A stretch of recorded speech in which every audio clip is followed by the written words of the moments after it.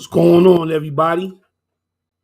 I would say I know what it is, but I don't think we do. You feel me? But anyway, look, we about to chop it up tonight. But until then, check me out. Feels so good. Feels good, don't it? Everybody, come on, throw your hands up. We got that feel good music, that vibe to make you wanna lose it. Everybody stop what you do and rock to the music, bounce to the music. For all my people all across the globe, we got that feel good music that'll heal you from a high old. Only one rule, leave those guns at home. Feel good, don't it? Let's celebrate life. Get your hands high. Hit the damn floor with honey. Get right. Get to know her. Get a number. Get right. We get some got drinks this. at the bar. Get nice. Feel good, don't it?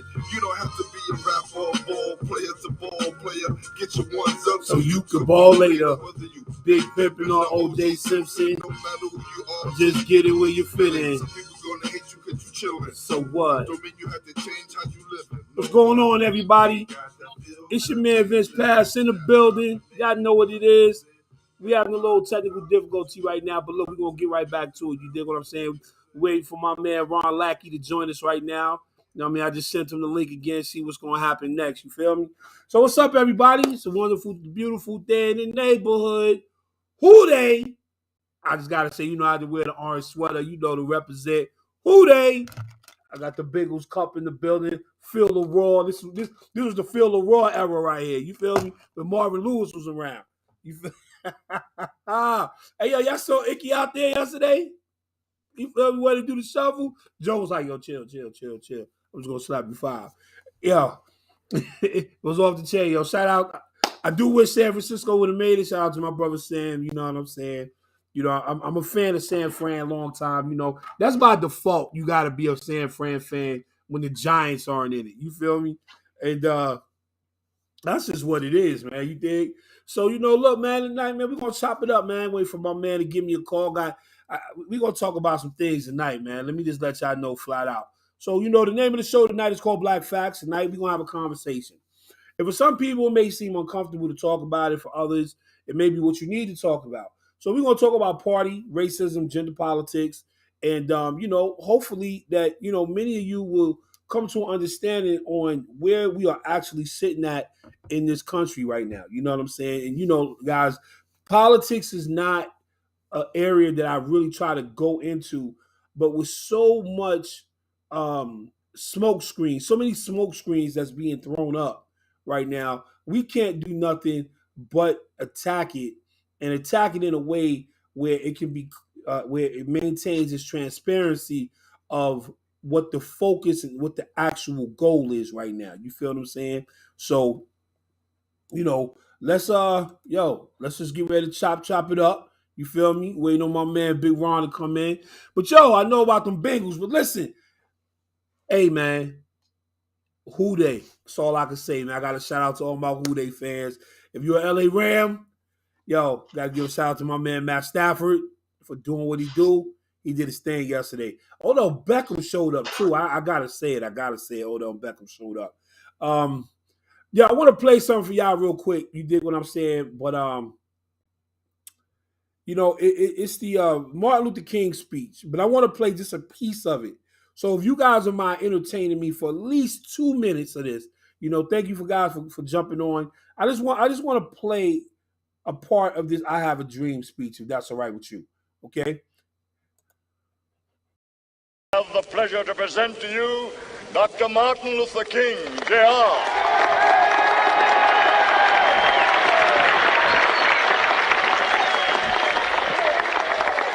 I am happy to join with you today in what will go down in history as the greatest demonstration for freedom in the history of our nation.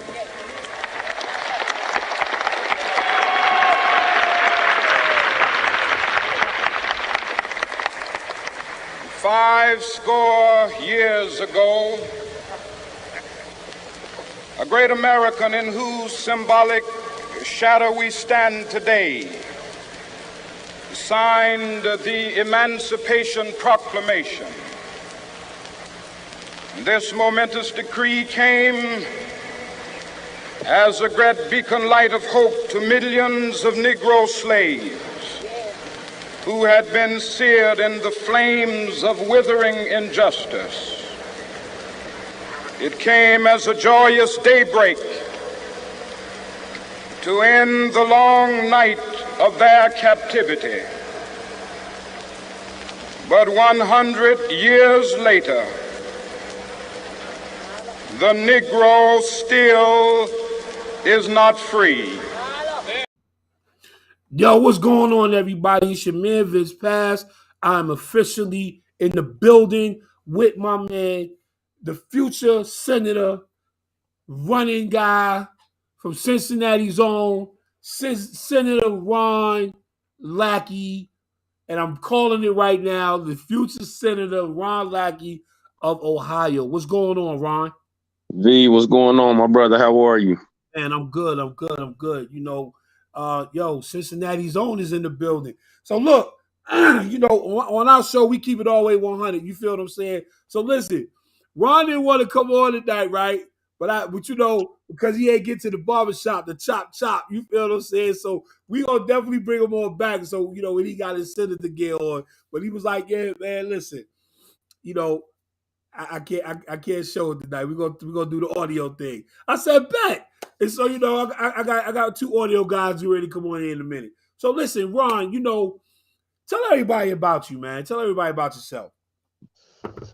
As you said, Cincinnati's own, born and raised here. It's been a journey for the Bengals. I got to shout out Who They Nation. People that know me know I'm a Ravens fan, die hard, but I'm also Cincinnati, born and bred. While Ravens not being in the show, I would like to see the Bengals bring it home. Which yeah, I've been here my full 34 years of living, and been black my whole life. Been a man my whole life, so it's my perspective is going to be based on my experiences, and I don't expect everybody to understand them completely. I don't expect everybody to agree with everything that I say, but I'm a listener. I'm a person of the people, and I'm a synthesizer. I like collaborating and bringing things together and bringing out the best good for the most amount of people. That's what's up. So look, everybody, y'all know what it is. Yo, y'all already know. Y'all know anybody out there that's right now not feeling like they can make it out here. You know, they feel like they by themselves. They going through some traumatic experiences. Y'all know how I feel about about suicide prevention. So, yo, give them this number right here. You feel me? 1-800-273-8255. 1-800-273-8255. You know, we out here trying to save lives, build lives, you know what I mean? So if you know anybody, even if it's your own family, even if it's you, you know, call the number, man. Get an objective opinion about something, you know, in all things, get understanding. But yo, we don't want you checking out of here for no reason whatsoever, except when God say it's time. You dig? Hey, yo, click tag and share. If you on YouTube right now, share it up. You know, I'm trying to post. I'm trying to become the man on the internet. Y'all want me to be the man out here on the internet?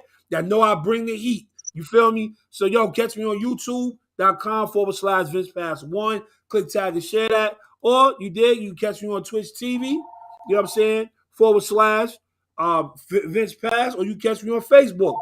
Listen, hold on. I got the man of the hour, too sweet to be sour, calling in. It's my man Drop 52 in the building, Dropsquad. What's going on? What up, Vince Paz? What up, Senator Ronald Lackey? Man, this is quite a surprise. Yes, sir. Y'all know what it is.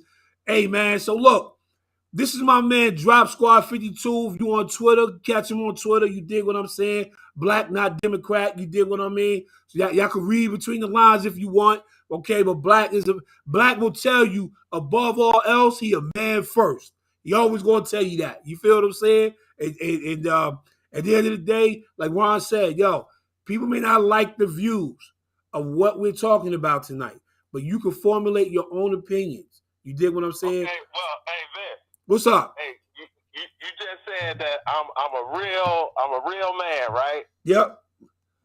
And a lot of times, sometimes people oppose this question to me. And what kind of colored man are you? This is what I say. I'm the kind of colored man that don't like lazy, shiftless Negroes. See, that's how I roll. That's how I roll, Mr. Pass. Okay, then. Well, let's get ready to get at it then. So listen, tonight we're talking about party, gender politics. Okay, we talking about everything under the sun, especially racism in politics.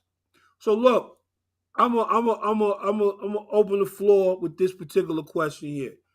You know, we see what's going on in the Democratic Party right now, and we see what's going on with the Republican Party right now. I'm gonna pose this question first to you, Senator Lackey. Okay, I have somebody else in here with me right now. Is that my child? Okay, well, we have someone else in the room. I don't know who it is. I guess they'll join in with us. Kit, I know you there, so I can bring you on right now. I see the top of your head. So you want me to log you out? Just say yes or no. Put a 1 or 2 up.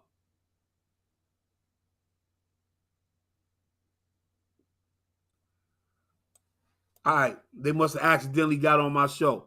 But it's all good. It's all good.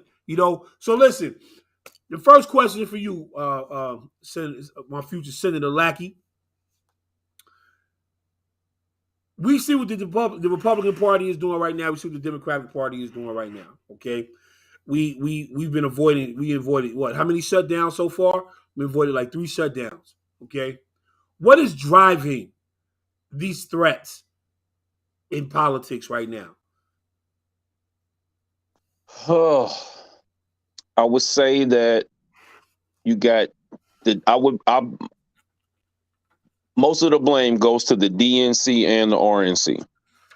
Both of these political machines have created an environment where people feel they have to decide to join essentially a game. Kendrick Lamar put it as the Democrats and the Republicans.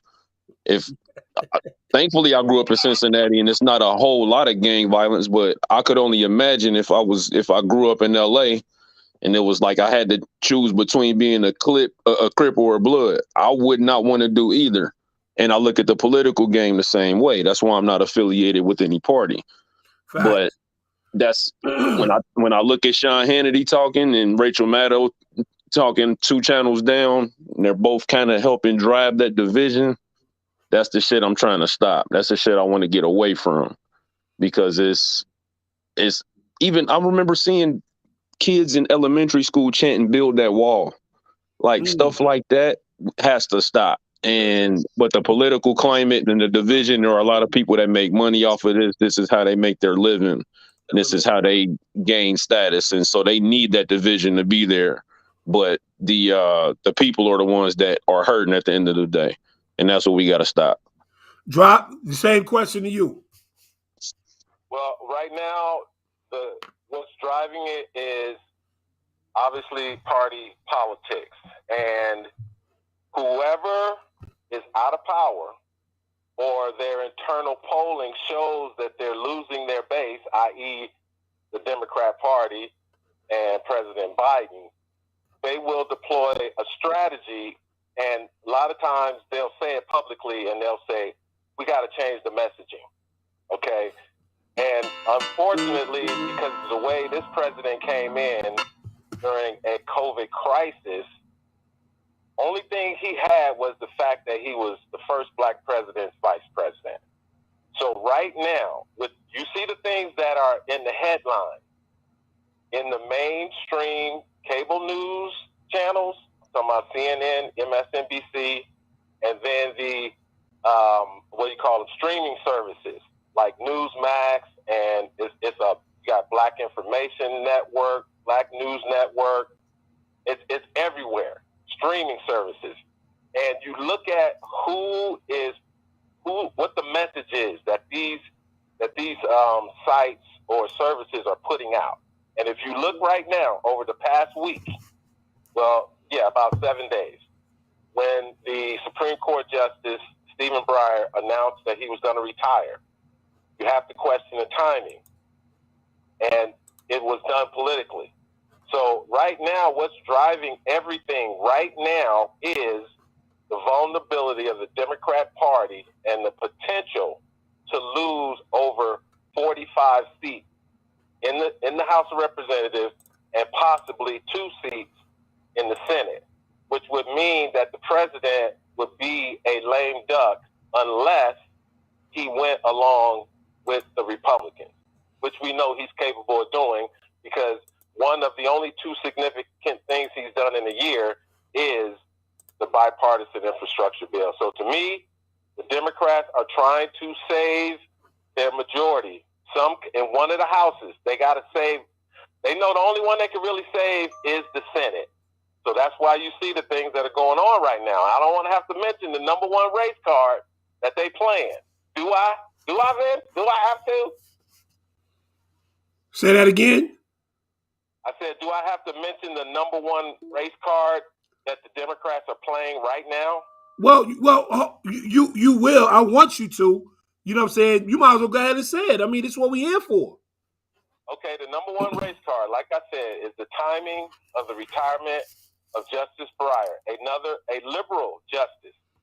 Joe Biden and the Democrats, they know from their internal polling that they're going to lose the House, and the Senate is really, really in play.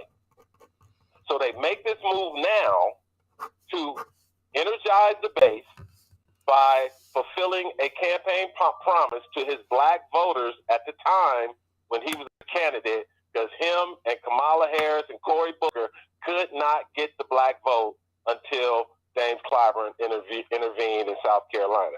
And that's where he made this campaign promise. So that's what's happening right now, because that's all they're talking about. Brian, what you think about that? Let's add on to that for me. I'm not sure I would say that that's the black vote, or that's the them trying to get the black vote. Obviously, if he appoints a black Supreme Court justice who's female, that's going to help. And it was a campaign promise. But you usually see administrations doing this whenever they know they got a chance and the next election is not a lock, that they want to go ahead and make their substitutions while they can. This is how I kind of look at it. They shooting for anytime you got the president in the White House, you know, you controlling the tempo, you got the ball. And if you want to call timeout to make some subs, you can do that. And that's what is going to be driving that particular part as far as it goes with them trying to make a change and get somebody in there younger who's going to be there a little bit longer. It's just the name of the game. It's politics. So with the race card being played, and you know, you got it, and you're right. Y'all both are correct on this. And you know, like I said again, politics is an area. Not say that I don't know anything about. I just think that it's so wide. But I also think that the reason why I don't touch on it is because I see the breakdown of how this thing is being played. And with this race card that's being played, they've been playing the same race card for how long now? Since the end of slavery? Yeah.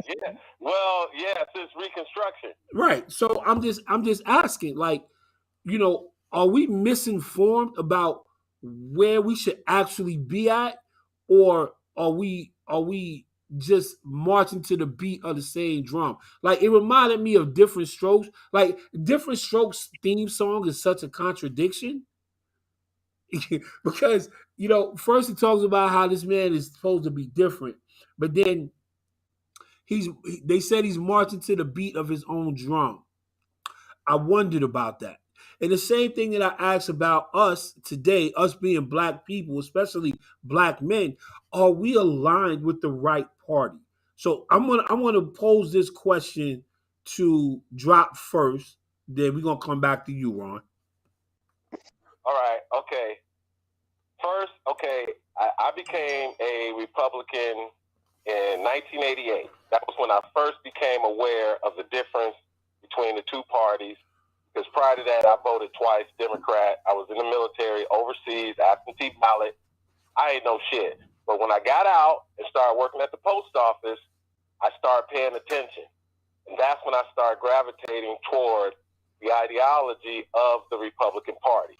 Now, I moved from Detroit, and I live out here in California, and I was stationed out here. And it was like the population in the city where the base was like 2%, 2-3%. So I worked with a couple of black people. We didn't talk about politics. Most of my politics was with other white liberals. And I'm telling you, Mr. Lackey and Vince, white people were offended that this black man was not a Democrat. And you fast forward to right now, I have evolved to the point to where I suggest that anybody in this country who's black and wants to vote, do not rush to the safe haven I call the desperate Democrat Party. Register as an independent, and depending on where you live, find out what the election rules are, and as an independent, are you restricted to certain primaries, or you can only vote for any party in the national? Do your research, but do not register as a Democrat, because that would send a strong message to them that either they got to do what they say, or they're going to lose the party that they so cherish right now. Because let me tell you this, brother. It's the reason that we go back and forth to two parties. It's the same. It's the reason. It's because of black people. Either they turn out for the Democrat 100%, and then they lie to them, and when the midterm comes, they stay their ass at home.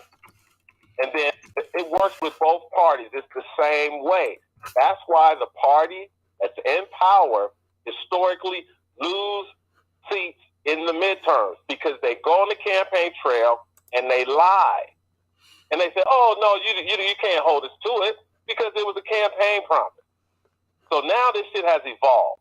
It's almost like it doesn't matter who you vote for, because they control the message, they control the narrative, they control social media, they control everything. They gather in data, they know how you think, they know what you eat. So again, there's a push right now to replace the black vote. So again, I suggest register as an independent. You can still vote for Democrats if you want to vote for them for president. And in some states, you could change your registration every election. You're not tied in to one party, but because as long as Democrats have 80 to 90% of the registered black vote voting for them, they will continue to do what they've been doing since the late 60s. So, Ron, how do you feel about that? Before I chime in, I want to hear your opinion. So, and I like that drop started with him putting that time frame in there, saying that he registered first as a Republican in 1988. I just finished watching A Different World, went through that whole series. It's on Hulu. And Ron Johnson, it's funny, we share the same name. They was one of the episodes they talked about politics, and he was saying that he was a card carrying member of the Republican Party. I remember that episode. You said you do? Yes. Yeah. So he said he's a card carrying member of the Republican Party. My late uncle, who passed away my senior year, right before I graduated high school, he was a registered Republican. And then I've never taken those political tests. I'm sorry, I don't put much faith in those political tests. But if you list the characteristics of black men, political test. Hey, Ron, what's the political test? To see if you're on the left or the right. But they all have different questions on what you would do in certain situations, and then you can tell based on the way they word certain things. They try to trick people into thinking that they're either liberal or conservative based on the way that they word the questions and then how they kind of compile it. So they'll steer you in the direction they want you to go. A litmus test. Right. A litmus. And you watch, they're not going to use that term with this black female justice. They will. They definitely will. They definitely will. Yeah, no, you're good. Yeah, they definitely will. The political game is always funny. When Trump said he's definitely going to appoint a woman justice, nobody had an issue with it. Biden says it, now everybody's upset because they try to reduce it to him saying his only characteristics or she be black and she be female, and that's not what he said at all. The same way when Trump said he's going to appoint a woman, he didn't mean just any woman. It's crazy that the woman he appointed wasn't even a judge when he got elected, and then when he's leaving office, she's a Supreme Court justice. But I'll digress, and we can come back to that. Mr. Lackey, that's where Sleepy Joe fucked. Oh, I'm sorry. It's all right. You good? Speak in peace. Okay, because I checked out a couple of your videos, and you said you was a man of God, so I gotta remember to respect that. I appreciate that. Okay, but if you think about it, Mr. Lackey and Vince, President Biden, he the one thing that he messed up on and why he's getting his criticism is because he put a race in front of it. Reagan didn't say I'm picking a white woman. Trump didn't say I'm picking a white woman. Joe Biden messed up by saying the race of the Supreme Court justice because remember, he didn't say the race of the vice president he said he was going to pick. All he said was it was going to be a woman. And this is why he's catching hell right now. Yeah, he used the wrong word. He used the word black. The same way you could say blank lives matter. Some people was cool with all lives matter. Some of them didn't want to hear black lives matter, but they was cool if you changed the word from black to blue. You know, black has always been that operative word. So you might be right. That might be where Biden messed up. To me, he would only be messed up if he made a promise and then didn't fulfill it. So if he said he's going to pick a black woman to be a Supreme Court justice, it's more than 5 of them walking around the country. So we got a nice little talent pool to choose from, even if we reduce it to those 2 filters, because they still need to be a judge, they still need to know the law, and they still need to be somebody that's going to get approved through the Senate. So they're going to have the credentials. But I'm okay with him isolating it that way because we've never had a black female Supreme Court justice in this country. And that's a fact. My question still falls along the lines of, you know, the word black gets used like you have a MasterCard or a Visa in your pocket. Like, I'm still trying to get the understanding on why do politicians think that it's okay to use us when they're in a crunch, but why do we feel we need to bail them out? So there are too many of us that feel we need to be. Let me get this drop. There's too many of us that feel we can be used and don't realize that we're being used on both sides of the fence. You got people that's tap dancing for the Democratic Party, and you got people that go shucking and jiving for the Republican Party. It happens both ways, and there's too many people that instead of saying, "Hey, I can run for Senate. Hey, I can run for county commissioner. Hey, I can run for my local school board," we sit back too often and we kind of judge and pick and choose those people that are supposed to do it for us. And they rarely, if ever, do that. So that's what we got to get away from is playing a politics game from the audience. We got to get way more involved. Right, where you at, baby? Yeah, okay. And like I said earlier, I said that the Democrat Party is the safe haven because there's only one other party. And that party has been vilified to the point where black people fear it. I'm sure both of you guys have heard this over the years of the so-called plantation mentality. Facts. The victimization of the black voter. Because, see, this is why George Bush won and was reelected. This is why Reagan was reelected. And Trump damn near got reelected if it wasn't for the pandemic. It's because a lot of black people exercise their privacy when they go inside that voting booth. Or they stay home. because they start asking questions like this. Man, these are the questions that are being asked. But guess what? In 2022, we have computers in our hands that can be operated by 7-year-olds. Facts. So the information is more available now, but there's more voices that are speaking in the Times Square. So it's almost like the high school cafeteria. You're going to go to your safe haven where you feel comfortable, okay? So for black people, they're like the high school athletes. Everybody know where they are. They all sitting together right over there. But then you got those groups in. Now, 22, the fifth group is getting, and they're not choosing the athletes or the freaking nerds. They're creating their own thing. And they're doing it with these social media sites and devices. Because I'm 61, but I've been on this social media thing big time since 2017. And I've seen it. So, again, like I said, until the Democrats start losing voter registration amongst black people, when those numbers start dipping into the 70s, they're going to start to panic. And you watch the shit that they always neglect on because they pay off their donors, just like with Obama, and just like what's getting ready to happen. I mean, just like with Clinton, same thing happened with him. And again, same thing with Republicans happened to them too. They fucked up. Democrats took over. So I'm just saying, right now, the whole black people safe haven in the Democrat Party is changing. It's going down. It may be in the mid 70s. It could be after 2024. Everybody's got to wait and see. What you think about that, Ron?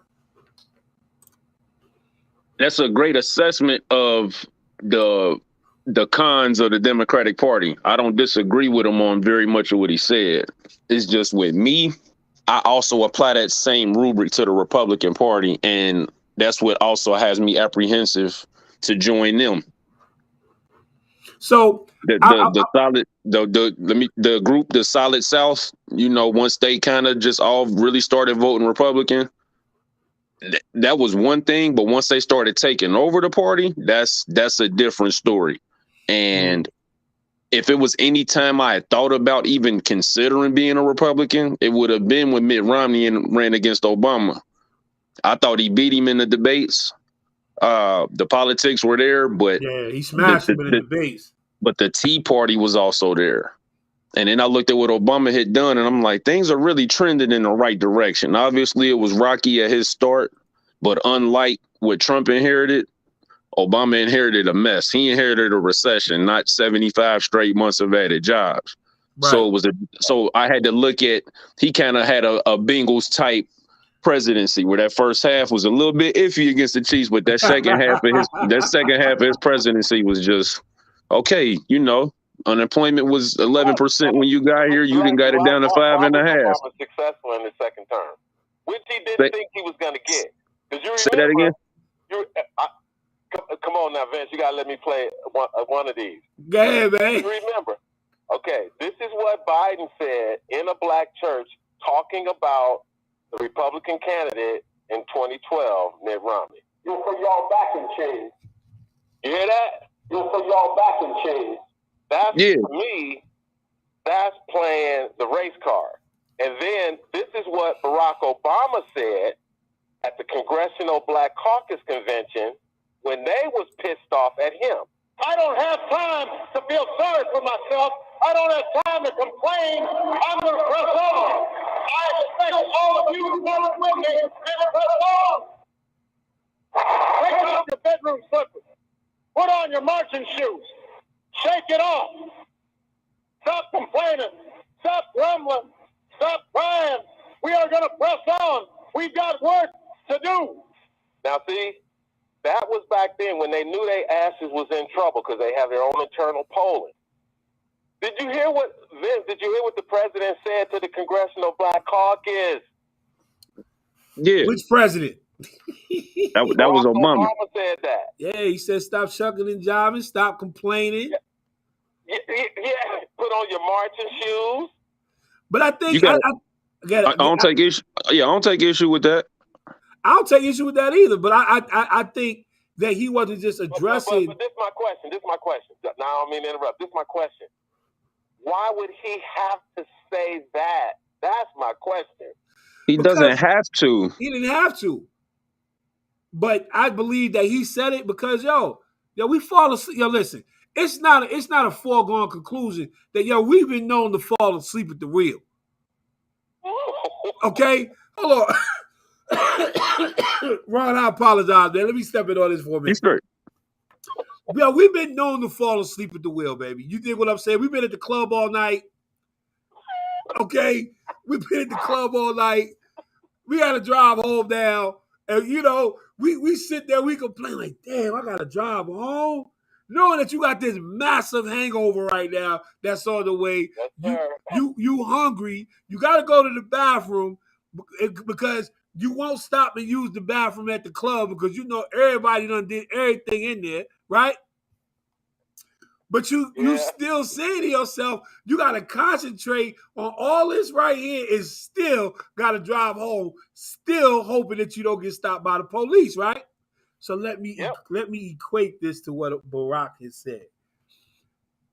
The Black Caucus was complaining.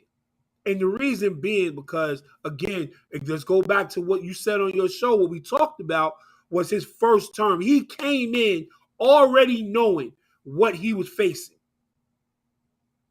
But, again, we wanted results as soon as he got there.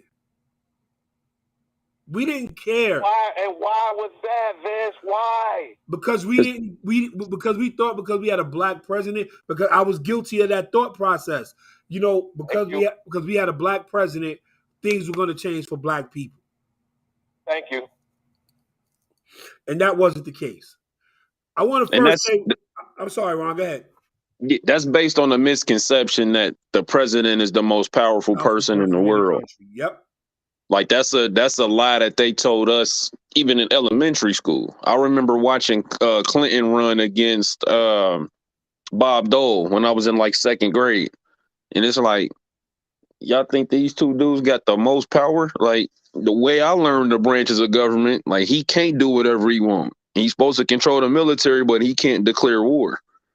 If Congress wants to pass a bill and he doesn't want it to get passed, he'll veto it. But if enough members of Congress still pass it after the veto, it becomes law.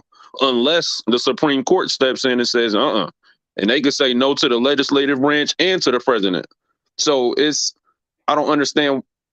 I do understand it. We were miseducated on how much power the president had.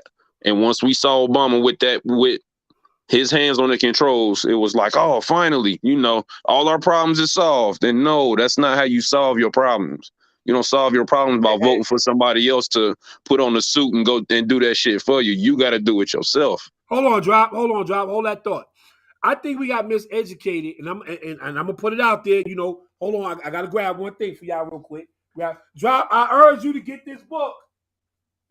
Okay. All right. I'm bringing up my book, 1619 Project. Oh, yeah, I'm familiar with it. Okay, listen. We caught I believe Black people caught the misconception of the president being the most powerful person in the country because we were taught and we were tricked into thinking that Lincoln freed the slaves. That's fair. It was the Emancipation Proclamation that freed the slaves. Right, but we're thinking that it was Lincoln that did it. You understand what I'm saying? Like the way history. Yeah, he was the president at the time. Right. So he's gonna get credit. Right. So he got credit for it, but we are under the misconception based upon the way that history ran it down. We were under the misconception all along that Lincoln is the most powerful person in the country. You feel what I'm saying? Kennedy was the powerful person in the country, the most powerful person in the country. All these presidents, we've been under the misconception of that. You dig what I'm saying? Because I'm gonna tell you, when the House wants to shut down, it ain't nothing you could do about it. Ain't nothing he could do about it. Right. I digress. But let me ask y'all this. Do you remember, or do you have it on your sound card, Vince, the speech that President Obama-elect made at Grant Park, where he made the famous quote, "Open change, and we are the ones that you've been waiting for." And see, that's the problem. Just 2008. Just like Trump with build a wall, just like Bush with all. This is what presidents do because they play to the emotions of the American people, because that's what their votes are. To some people, their vote is an emotional event, because obviously the president who wins means that the other president wasn't doing a very good job, or his party wasn't. So the people who supported the new guy, they were so emotional. Remember the faces of the Democrat Party headquarters when Hillary Clinton had to make her concession speech and finally announced that she lost to the scary orange man. That shit was devastating to the party. Okay? Because they just knew it was no way they could lose. But guess what? It was a lot of black folks, y'all age, Mr. Lackey and Vince, y'all age, who remember them damn Clinton. And it's like, hell no. And especially that bullshit she did on Charlemagne the God and the Breakfast Club interview. Yeah. And they asked her. You remember, Angela Lee said, well, Miss Clinton, well, what do you carry with you? This white woman had the audacity with her pandering ass to say, hot sauce.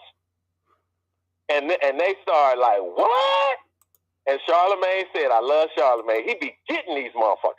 Charlemagne said, really? You know, some black people watching this gonna think you pandering. She cuckled. Then she put her lips together and said, is it working? And them three Negroes or Filipinos started laughing. They started laughing because they knew right at that moment that was the beginning of the end. No, it didn't. But Joe Biden got in with the same bullshit. I'm sorry, with the same pandering rhetoric when he went to Atlanta, Georgia, went in front of an HBCU with almost all black students behind him, and he pulled the race card with, if you don't vote for the voting rights, you voting with Strom Thurmond and William Jefferson and Robert Byrd and you see, I'm thinking that type of 1960s race card rhetoric from a 70-year-old segregationist, I don't think that's just going to work this time. I really don't. Ron, say you. What say you, Ron? I think it's going to be a lot more scattered than we've been used to. It's going to be real interesting to see how these small, not small, but these smaller elections on that federal level, the people running for the House, is going to be interesting to see how many districts change. Facts. We got a lot more people coming out to vote. And we had more people come out in 2020 than we did in 2016. So you got to understand, more people, I think more people voted for Trump. Yeah. Say that again, Ron. Say that last part again. Yep. I think more people voted in the 2020 election than the 2016 for Trump, and he ended up losing the second time around as opposed to the first. And I think we'll have even more people voting in the next election. I think people are really starting to understand now, like, okay, I do have a more people are understanding that they could play a bigger role in these elections, whether they be local, state, or they federal elections. And the more voices you have, the more people you're going to have. It's hard to tell. It's going to be kind of like the way this NFL playoffs has been. It's been very unpredictable, a lot of close calls, a lot of stuff going on that you didn't see happening. Same thing in this upcoming election. What you was about to ask, Drop want to ask you a question, Ron. Yep. Okay, hey Ron. Okay, I'm sure you've heard in the news of the Republican states with Republican legislators are changing the election laws, and you always hear about the 19 states. So, and also the Freedom to Vote Act, which failed, had the universal mail-in balloting and a couple of other things that could be done on the state level, because we all know elections are handled by the state. So my question is, why do you think that the Democrats who control the houses, why haven't they passed some similar state legislation to that Freedom to Vote Act to kind of offset what the Republicans are doing? I think it would depend on if that state has struggles with their current elections. So say out of the 50 states in America, 10 of them had issues. I don't think that means we need to see the other 40 states trying to pass similar legislation to those states that were trying to fix issues if they didn't have them, if that makes sense. Okay, well, currently right now, there's 7 states that have universal mail-in balloting, and 2 of them, the first time they initiated it or put it into effect was in the 2020 presidential election. One of the states was my state, California, and the other was Nevada. So, and again, if the thing that the Democrats thought that put them over the top to that 80 million votes for Joe Biden, it was mostly through mail-in ballots. And they had it in that federal Freedom to Act bill. But I'm confused. Why wouldn't they do it in the states where they do have control? Because it's, like I said, it's only 7 states, and I think 2 of them are Republican, if I'm not mistaken. So okay, so let me answer your question. I think they want to lose in the midterm. I'll answer your question with a question. Which Democrat-run states need to improve their election process by expanding universal mail-in ballots? Well, you do have a point. You do have a point, Mr. Lackey, because the Republicans, they hit quick on the 5 states that they thought shenanigans were going on in 2020. They hit them quick, and that was because they control the legislators. So, again, you're right. If they didn't have a problem, or if they weren't mentioned in those states that Trump said that he got the shit stolen, then you're right. It wouldn't make any sense for them to switch over to mail-in balloting. And so, again, that's why I say the Democrats they have to be worried about their black base. They have to be, because they got to figure out another way to guarantee that they won't have voter suppression. And the way to do that is to mail everybody on the registration roll, mail everybody a ballot. You know who got the ballot. You go to their house, you go to their job, you go to their senior center, you go to their projects, and you collect them ballots up. That way, you never have to worry about voter suppression. So I don't know if they're going to get it done between now and 2024, but I think they're worried that they're going to lose their majority come November, because Joe Biden, he's just not really helping it. So let's switch gears real quick.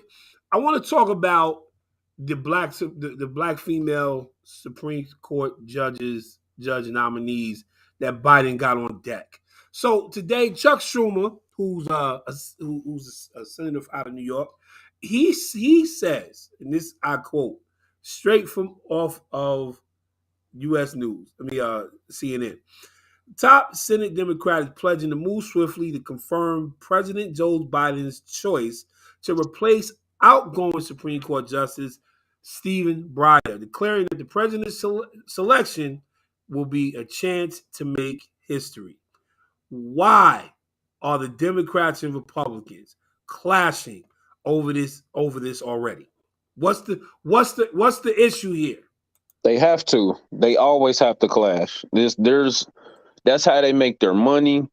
This is how they stay in office. It gives them that extra thing to talk about that the other side is doing wrong and why you need to trust them. And that's what makes it hard for me to trust somebody. If you're trying to sell yourself to me and you need me to trust you, and your best way to do that is telling me how bad your opponent is, that means that you probably have a very thin resume, or you don't have a lot to stand on. And that's the climate of our politics now. Nobody wants to talk about policy. It's all about how bad the other guys are. Exactly. What's going on with you, Drop? How you feel about that? Well, again, politics is politics. And I think that the Democrats definitely did this. Like I said, they played the race card. To me, it's obvious. But for some people, it's not. Because what they do, because they already know. They know, one, you got Trump out there who will say it with his chest. They already know that. Then you got the people like Marjorie Taylor Greene, Matt Gaetz. You got a couple of other people, Kennedy, that will speak up because they know it drives their base and helps them fundraise. So when they put the woman out, the Democrats on Sunday on CNN, they brought in a woman from the Obama administration, and she had the opportunity to say that it was not political. But the Republican guy that was sitting next to her said, "You got to be kidding me. All picks are political." So you have to look at the timing. Now, I don't know how old you guys are, but Clarence Thomas and Anita Hill, that battle between two achievable black people, the female being a Democrat, the black Supreme Court justice right now, one of only two so far, was a Republican. That happened in 1991. And we all know what happened in 1992. The Democrat was elected. And a lot of it had to do with what went on between Anita Hill and Clarence Thomas. Because again, I'm telling you, it's about the black vote. They vilified Clarence Thomas. It was embarrassing that when they built the Civil Rights Museum when Obama was in office, and they left Clarence Thomas out of it initially. And again, the other day, some fool on MSNBC was talking about how the court is all white men. And I'm like, he showed a picture of Thurgood Marshall, but he didn't show a picture of Clarence Thomas. So it's intentional. They talked to the justice, Stephen Breyer. Somebody made a deal with him to convince him to retire now, because we're going to lose in the midterms, and Joe Biden may not get the opportunity to appoint another justice to fit the progressives and to fulfill a campaign promise. So it's no question, it's political, and it's going to be people on the Republican side that's going to make comments to raise money, but historically, the Republicans usually don't stop the Democrats' nominee. They let him go through.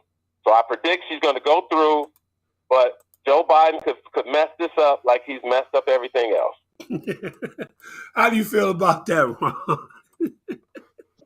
It's going to be interesting to see. I want to see the results of how everything goes from this. Like I said earlier, we got a long laundry list of people that he could nominate. I don't think Biden's going to mess this up. Out of everything that's gone bad with this presidency, this is one thing he can't mess up. I'm sorry, Ron.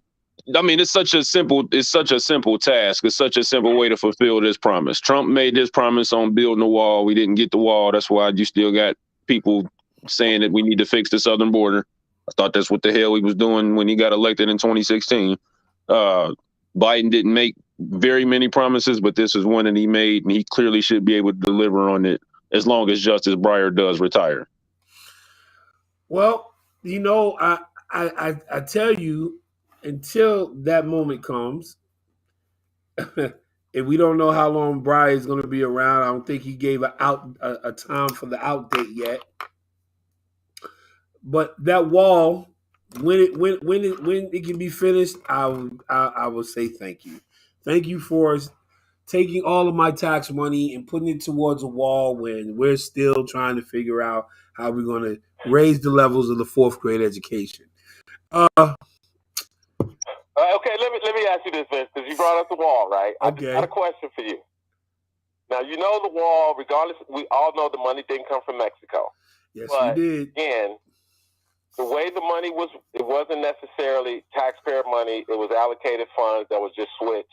It was moved around from the Department of Defense. But did you see any of the building of the wall and the fact that President Biden, he stopped construction of the wall? The money was there, the contractors were there, people were employed, and he stopped the process, just like he stopped the process of the Keystone Pipeline. And see, that's what I mean by Joe Biden could mess this pickup if he picks it's too many out there. Okay, right. It's too many. So if it was like 2 or 3, I'll say, yeah, he probably won't mess it up. But I saw a list of 15. Right. So again, he could pick the wrong person. We just gotta wait and see. Nah, and it won't just be him. He has a team behind him. I don't expect the DNC to go through and vet their people and not pick somebody that's going. They're not going to risk making the entire party look bad with the wrong pick. So they're going to vet whoever it should be. Whoever it's going to be is going to be the right person. They're going to be qualified, and they should meet his description based on his campaign promise. This is something that he should not mess up on. Well, I'm not saying that he's going to mess it up. First of all, let me.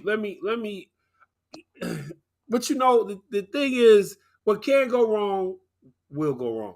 Okay, I was listening to Tim Cunningham yesterday, and I don't know if you caught his show last night, Ron, but he made a real interesting point that every black female Supreme Court justice nominee that we've ever looked forward to being in that seat, the Democrats voted down themselves.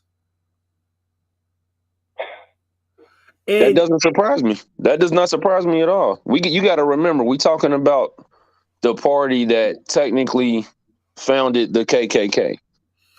We're talking about the party that a lot of its members, as soon as Reconstruction hit, were trying to add poll taxes. We're trying to make sure that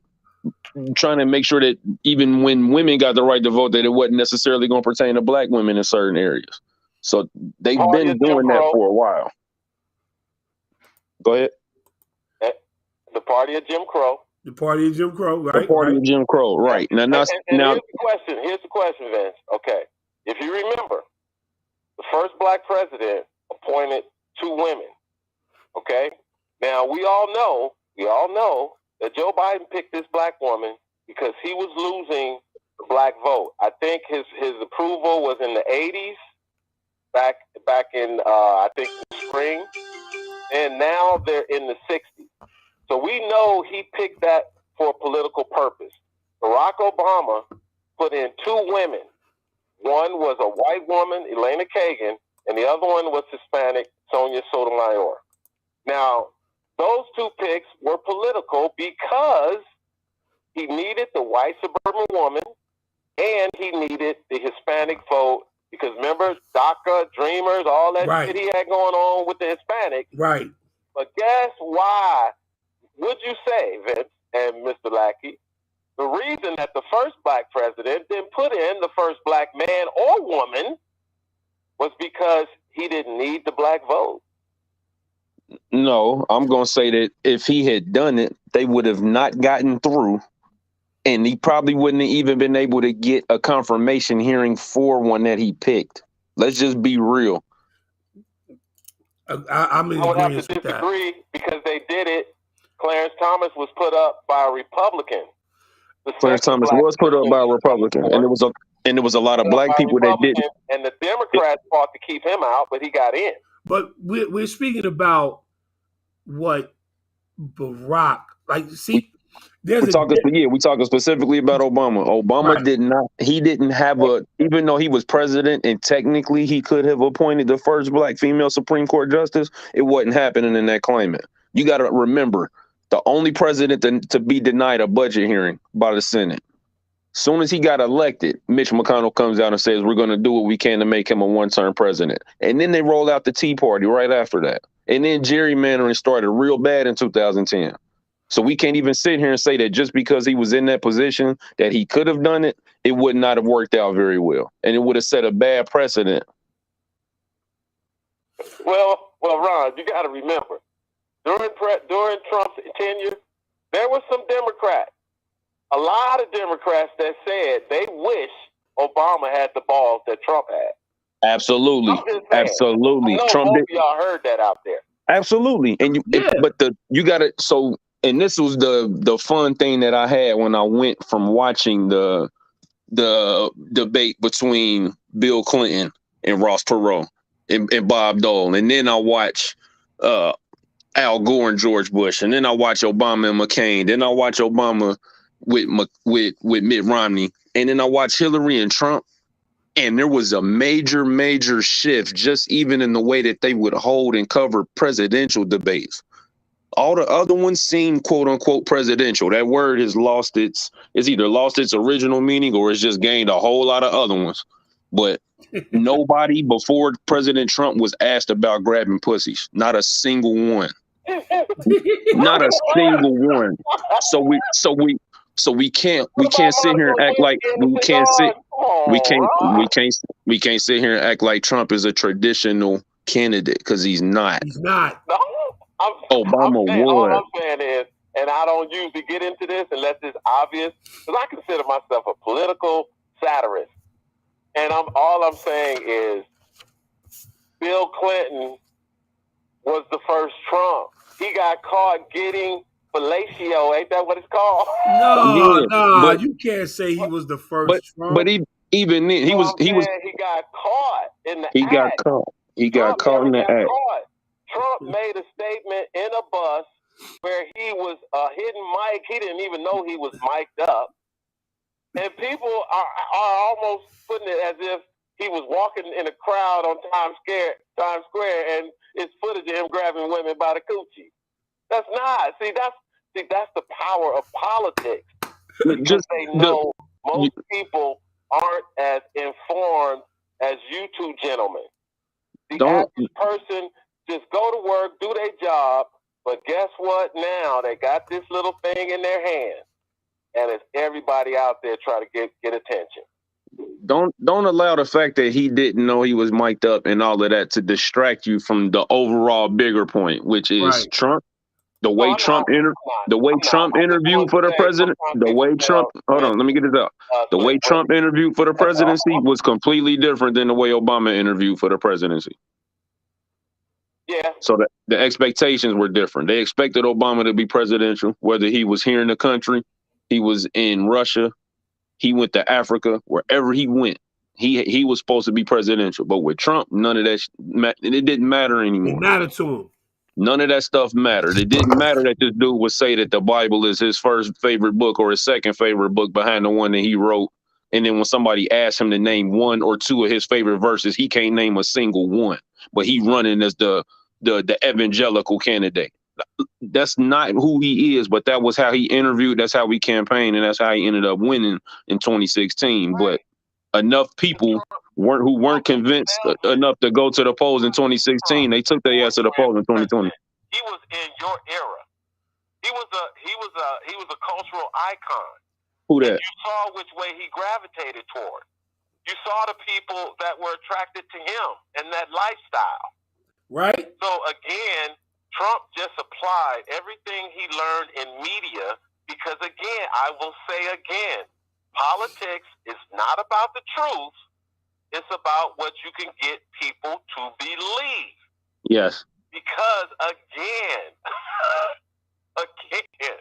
if you listen to some of the slogans, right, and you see the Hollywood produced commercials that the politicians put out, it's almost like they're insulting everyone by thinking that, oh, they don't know what we're doing. They'll believe it. So again, it's starting to turn a little bit, and again I say it's because of the black vote. The young black vote, they're not buying it. They're just not buying it. They're moving on, and again, if you don't have that family base in the black community, those traditions can't be passed down. Ain't that right, Mr. Pass?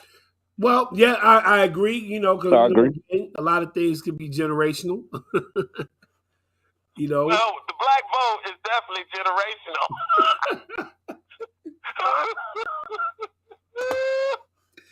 Ron, what you was getting ready to say, man? Drop all over the place right now, man. Right. But look, check it out. Yeah, listen, I'm gonna ask this last question. You know what I'm saying? Yeah, so you know when to end it, Vince. So I want to say this. I want to give you two guys the floor before we end the show. First, I want to say thank y'all for coming on tonight. You know what I'm saying? At such short notice, I appreciate it. Drop, thank you for so much, man. You know, it's been a good time getting to know you through these shows, man. And Ron, you're going to be the senator in the state of Ohio one day. We're gonna speak that into existence. So, Drop, I'm gonna let you go first, and then Ron, then I'm gonna wrap up. Okay, hey, Vince, I'm glad I met you through social media. Just like I met Ron, me and Ron did a couple of podcasts together, and season 2 gonna start soon of the Black Not Democrat podcast. Just ain't put my stuff because it's a hobby for me. Okay. So I appreciate you in inviting me, and again, I'm retired, so any other time you need my political point of view, I'll offer it. And like I said, we gotta wait and see what happens in 2022. To determine how the 2024 presidential election is going to be run by both parties. We got to wait and see, because currently, I think Trump is playing the Democrats for fools. It's almost like that, because I think both of y'all are coaches, right? Yep. And you know how you'll show a defense, you'll disguise it, and you'll make it look like something else when, in all reality, you're running a totally different play. Mm-hmm. So I think that's what Trump's doing right now, because it's just too easy what he's getting away with, and how the media just goops it up. I mean, just swallows it all down. So that's all I got. And again, I hope I get a chance to do it, Mr. Pass, and I'm gonna put you on my list of shows to listen to from time to time. Thank you, sir. Appreciate you. I grew up on talk radio. I love talk radio. I love listening to people who talk, and you definitely, sir, you definitely have the gift of gab. Yes, you do. All right, hey, shout out to Senator Ron Lackey. I'll holler, y'all. Peace out. Give me that drop. Give me my drop. What's that? Wait. Hold on. Let me get it. Let me make sure I got it. Hold on. Give my drop. I don't have. Wait. Hold on. Okay, hold on. I think I got it. Thank you for tuning in today, ladies and gentlemen. Tune in tomorrow for another episode of the Black Not Democrat podcast. And I'm your host, Dropsquad 52. That's what I'm talking about. To anyone who wants to catch it. My man Drop straight from out of Cali, baby. Yo, thank you, man. Yeah. All right. Hey, who day? LA Rams. Hey, I'm going with Cincinnati. I'm a Joe Burrow man. That's what's up. LSU in the building. That's love. All right. Much love. Drop. We holler. All right, Ron. All you, baby. Oh, for sure, man. I appreciate you for having me on tonight, having us on. It's always good talking and build with my brethren. I look up to both of y'all in certain ways, for sure. Appreciate you for having me on. Talking about politics, I mean, that's life. It affects everything that we do. And that's what kind of shaped my vision of things, knowing that this is the country I decided to raise my daughter in. So I have a burden and a responsibility to make it a better place. And sitting back and voting for candidates is what I've done for the first 34 years of my life. And once I saw that I didn't think it was enough quality on the ballot, that's when I decided I needed to put my name down on it. So I do look forward to this run. Things will ramp up in May once the primaries conclude. I want to know who the one person is from the Republican Party and who the one Democrat will be. Shout out to Morgan Harper, who's running as a Democrat. I hope Tim Ryan decides to debate her, but if he doesn't, I'll understand it, because he probably already has the full backing of the DNC and doesn't have to debate to even get that that primary vote so that he can't be on the ticket. It's a shame that money has such an influence on politics. That's why I don't take money from people. Instead of saying not taking money from certain corporations and certain donors, I don't want anybody's I don't money. want none of that. It's Back not me because necessary to run. It's not necessary to run. right, And back me because you know I can do the job. absolutely, that's why the job pays you, because I don't need people to say, hey, here's my money, go win the election. No, I need y'all, if anything. So the last thing I'm going to do is ask you to donate money, because I've donated money to campaigns. And when you donate money to a campaign, it's gone, whether they win or lose. Right. And, Sure. Throwing your money at candidates who end up losing, it's like, how much money did they really raise anyway? So to see them raise millions of dollars and spending it on advertisements and traveling and all the dark money that's involved in politics, and then you got lobbying in DC, it's corrupt. And Right.